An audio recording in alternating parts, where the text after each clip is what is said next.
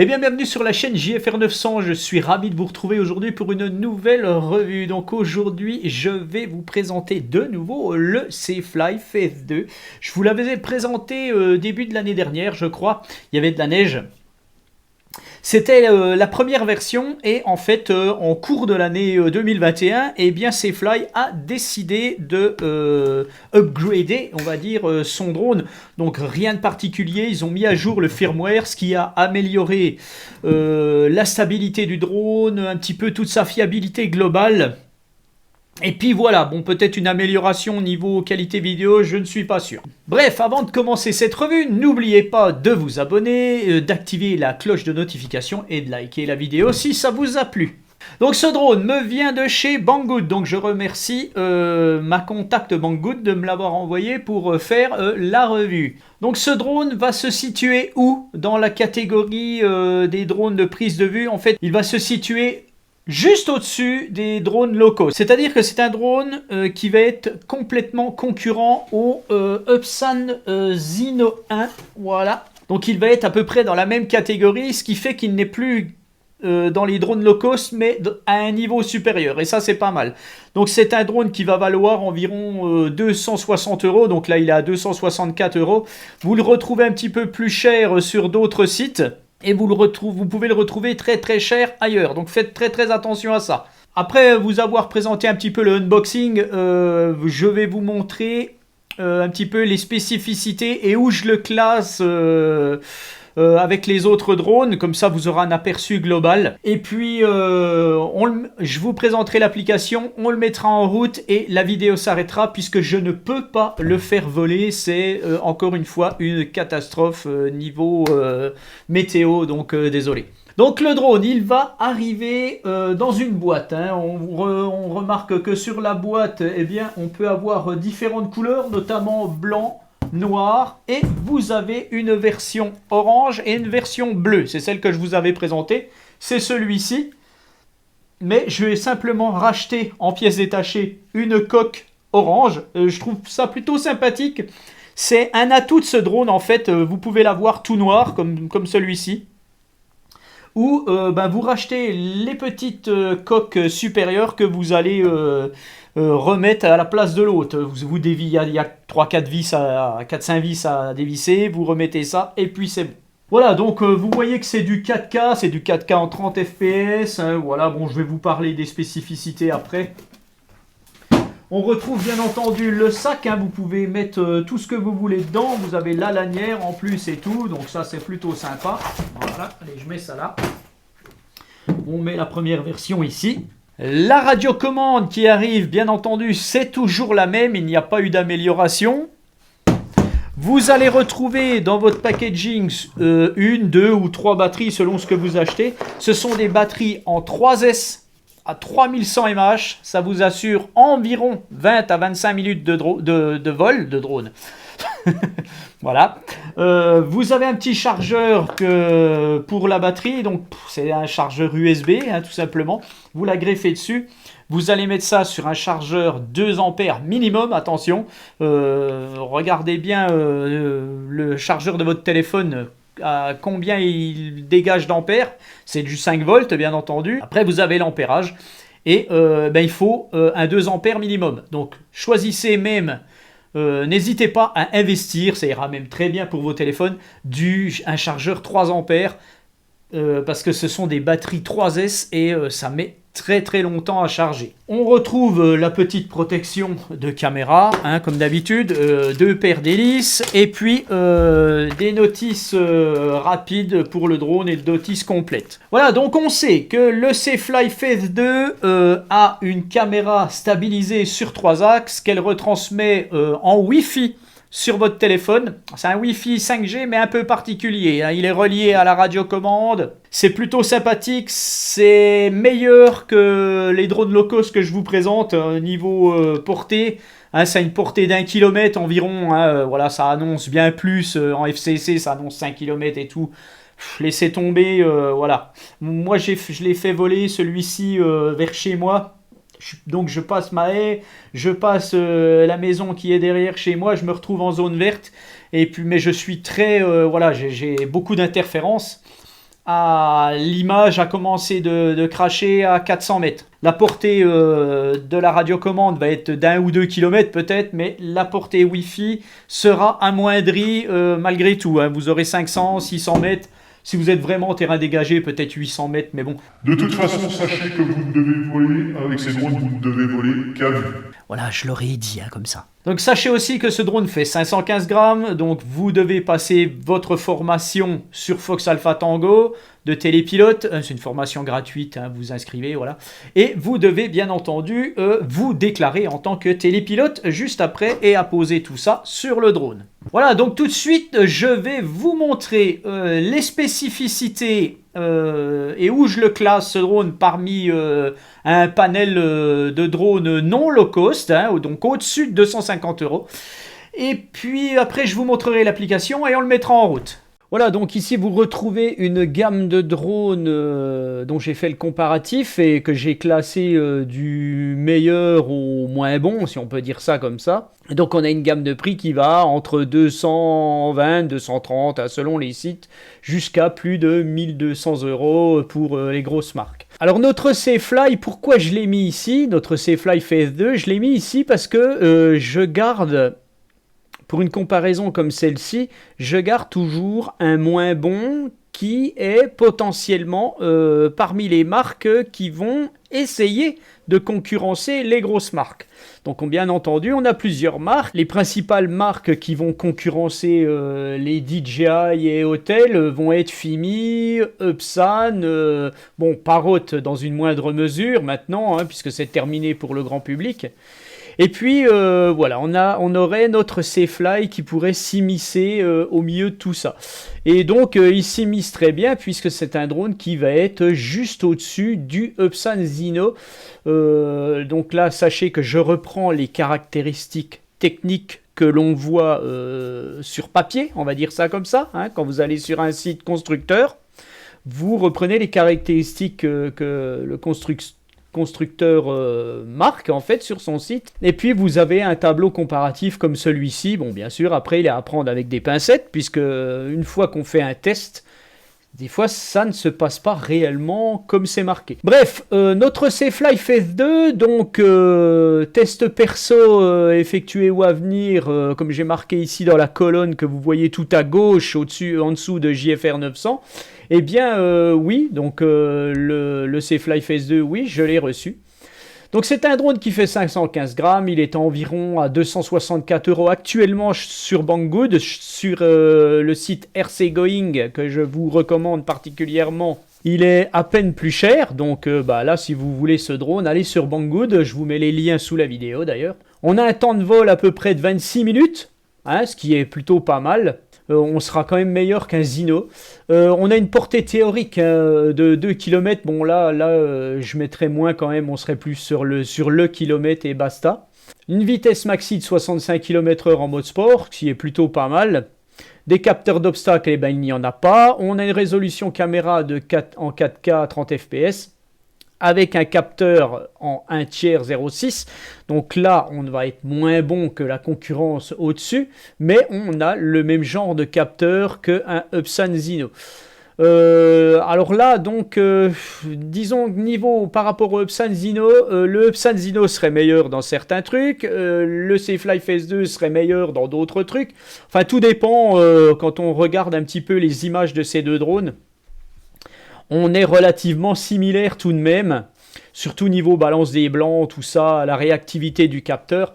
Bon voilà, on n'est pas sur ce qui peut se faire après, ni Parrot, Upsan, enfin les plus gros Upsan disons, le Fimi et tout ça, on est quand même en dessous. On a une caméra qui est stabilisée sur un cardan 3 axes. On a des modes automatiques, on a un follow me aussi, hein, un suivi, donc ça c'est pas mal. Une qualité générale que je mettrais assez bonne, qui pourrait être un peu meilleure que le Zino en fait. Une qualité d'appli qui est plutôt correcte puisqu'on quand même, c'est quand même assez ludique. La facilité de mise à jour firmware, elle est très moyenne puisqu'il n'y en a pas.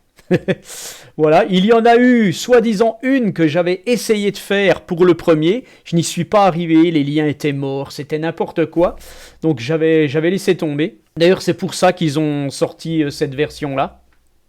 Une fiabilité globale qui est plutôt pas trop mal. Qualité d'image constatée, on est pas mal. Je l'ai même mis un peu mieux que le Zino. Bon, après, voilà. On serait pas dans du moyen ni du bon pour le Safe Life S2. On serait dans du assez bien. Et une fiabilité de pilotage qui est plutôt correcte. Voilà. Et donc, moi, je l'avais mis au-dessus du Upsan Zino. Donc, le Safe Life S2 était un poil meilleur que le Upsan Zino. Voilà, tout simplement. L'application Safely 2, donc vous la retrouvez bien entendu sur les QR codes, il n'y a pas de problème qu'il y a dans la notice, vous téléchargez ça et puis vous vous connectez, donc vous allumez votre radio, vous allumez votre drone, vous allez chercher le Wi-Fi bien entendu dans votre téléphone et puis vous vous connectez. Voilà, donc sur l'application, une fois que vous êtes connecté dessus, on va retrouver différentes choses, c'est-à-dire que si on part du haut à gauche où il y a la petite maison, donc là ça va être vous retournez au début de l'application, donc ça on s'en fout. Donc vous voyez à côté la petite radio, ça indique que votre radio est connectée au drone. Vous avez à côté un petit téléphone où c'est marqué ENA, donc bien entendu si vous éteignez votre radio, vous pouvez vous connecter probablement rien qu'avec votre téléphone. Ça ne sert absolument à rien, hein, je vous le garantis, un drone comme ça se pilote avec une radio. Vous avez à côté le nombre de satellites, donc là bien entendu il n'y en a pas. Après vous retrouvez donc la capacité de votre batterie. Après vous avez le petit ruban vert qui vous indique dans quelle position, dans quel mode vous êtes. Est-ce que vous êtes en mode GPS, en mode ATI, etc. Après vous avez la télémétrie, donc altitude, distance, la vitesse de votre drone, la vitesse d'ascension, les choses comme ça. Après, quand vous revenez sur la gauche, vous voyez la petite icône de décollage automatique. Juste dessous, vous avez le RTH et juste dessous, vous avez les modes automatiques. Vous allez encore en dessous, vous avez votre carte. Voilà, donc là, je la mets. En théorie, elle devrait s'afficher. Bon, là, ça va peut-être pas bien s'afficher. Sachez que ça marche, il n'y a pas de problème. Donc, à partir de cette carte, vous allez pouvoir faire du waypoint. Là, je ne peux pas vous le montrer, je ne suis pas en vol. Mais sachez que vous pouvez faire du waypoint avec le drone. Juste à côté, vous avez le petit ruban où c'est marqué ISO Auto, EV0, voilà, ainsi de suite. Donc ça, ce sont les paramètres que vous avez sélectionnés pour votre caméra. Si vous mettez en manuel, ça sera marqué, enfin voilà. On passe sur la gauche, donc vous avez le zoom.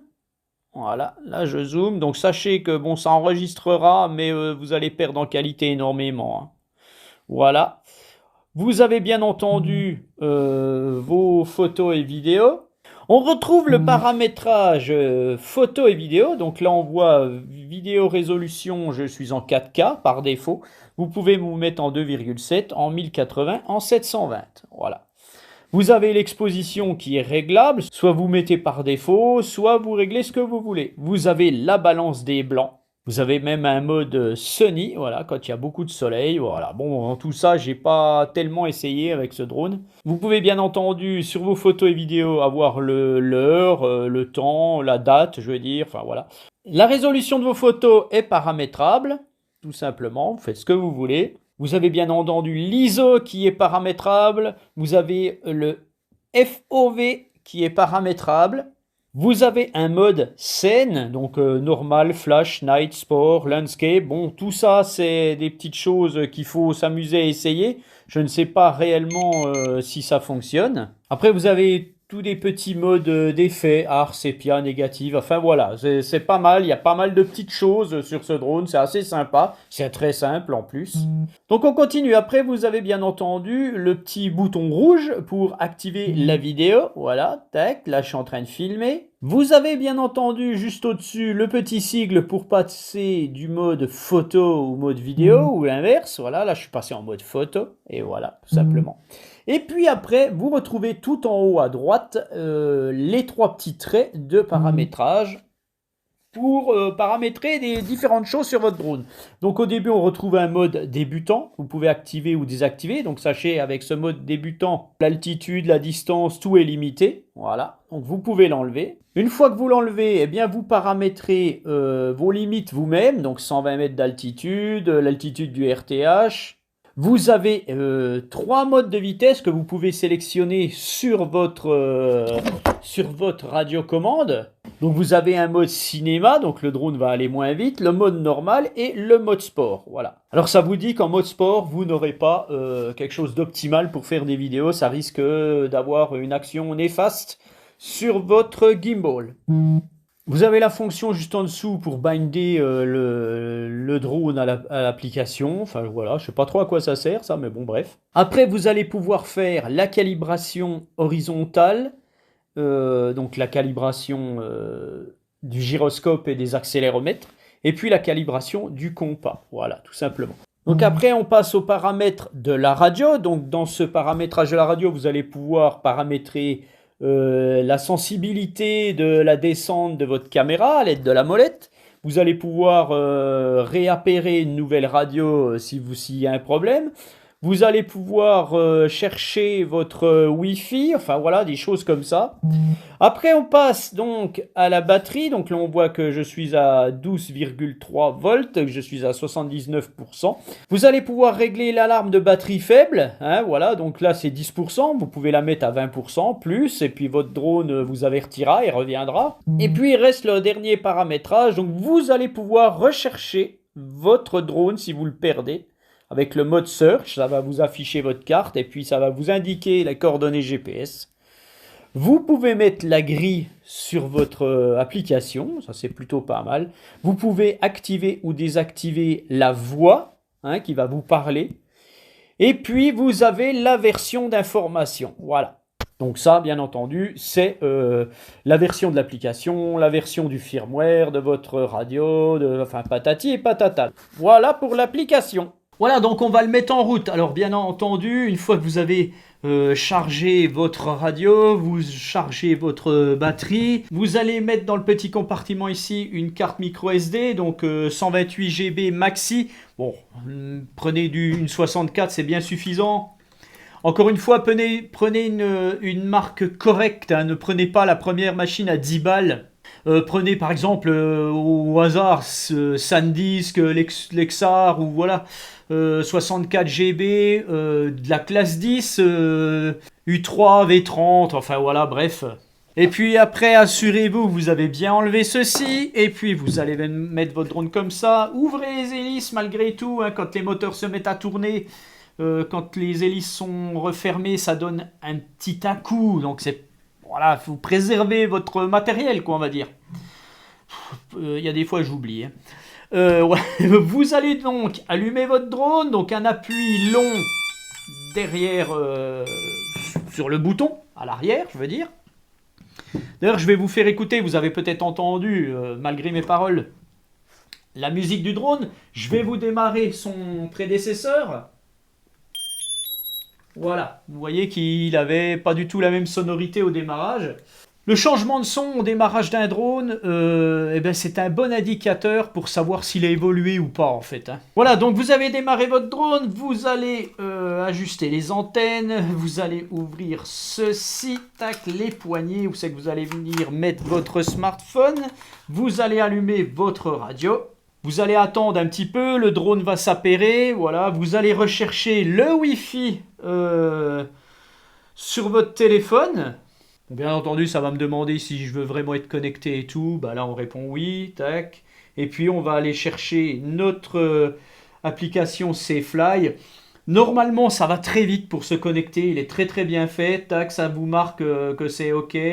Vous faites OK, Start Flying. Et poum, ça y est, vous avez le retour vidéo. Franchement, ça marche très très bien. Voilà, donc, une fois que vous avez fait ça, vous êtes pratiquement prêt à décoller. Alors bien entendu, tant que vous êtes à l'intérieur, vous n'aurez pas de réception GPS. Donc vous n'allez pas pouvoir faire démarrer le drone. Hein, voilà, tac, ça marche pas. Donc si vous voulez voir les moteurs tourner, vous enlevez le GPS avec votre radio. Et là, ça va tourner. Voilà. Il va s'arrêter tout seul. Voilà, donc quand c'est comme ça, il faut décoller tout de suite. Au démarrage, il ne fait pas trop de bruit. Après, je le trouve un petit peu plus bruyant. Donc vous allez devoir, avant tout ça, aller dans vos paramètres et rechercher la calibration, les calibrations diverses. Donc vous avez une calibration des accéléromètres et du gyroscope à faire, donc ce qui marque Sensor Calibration. Vous allez faire, vous appuyez dessus, ça vous marque de laisser le drone bien à plat. Vous faites OK, ça calibre, pouf, c'est terminé. Vous faites OK, c'est terminé. Puis, vous avez la calibration de la boussole. Bien entendu, il y a une réception GPS, donc il y a un boussole. Hein, c'est normal pour permettre au drone de se repérer. Eh bien, vous faites calibration du compas, ici. Voilà. Et ça vous marque qu'il faut tourner le drone dans le sens des aiguilles d'une montre. Apparemment, dans le sens contraire. Eh bien, on va y aller. Dans le sens contraire des aiguilles d'une montre. On voit le petit indicateur derrière rouge-vert. Voilà. Ça vous marque de tourner encore. Et puis après, ça vous marque de lui mettre la tête en haut et de tourner. Voilà. Et puis, ça vous marque que c'est fini. Et voilà. Vous pouvez tout fermer. Et puis, après, eh bien, vous remettez votre drone. Donc, laissez-lui le temps de reprendre ses esprits, que la caméra se remette comme il faut. Généralement, attendez un petit peu. Hein, les drones ont besoin de se rétablir correctement, de se remettre à plat. Voilà. Il s'installe, le drone, avant de décoller. Je ne vais pas dire qu'il va boire un coup, mais bon, voilà. Et puis à partir de là, vous allez pouvoir décoller tout simplement. Voilà, donc je vais déjà vous laisser pour cette première présentation, puisque je ne peux rien faire dehors, désolé. Donc, je vous dis à bientôt pour une prochaine vidéo. Allez, ciao!